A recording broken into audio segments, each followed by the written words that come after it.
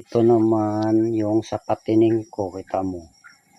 Ganyan lang, maaliwalas lang, open lang yung mga dalawang halublak lang ang patong ko dyan.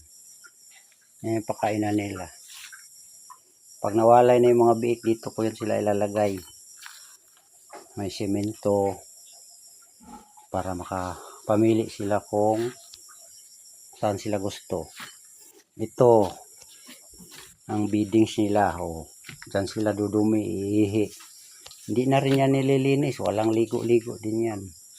Kaya bihira ang baboy magkakasakit dito pag ganito.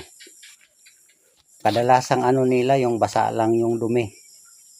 Pero napakadali lang gamutin yun. Magdikdik lang ng uling ng baon ng nyug. Pag na-powder na, halo mo sa pagkain nila.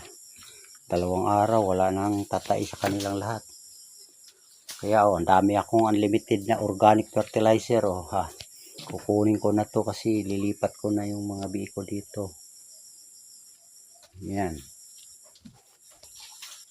Hits 2 birds in 1 stone. Ika nga ni Ma'am Josephine, Ma'am Jo Gamboa, ang mentor ko sa organic.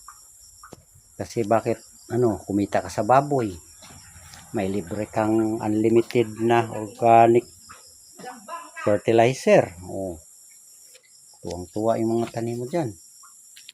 Napakagandang yan. Organic fertilizer.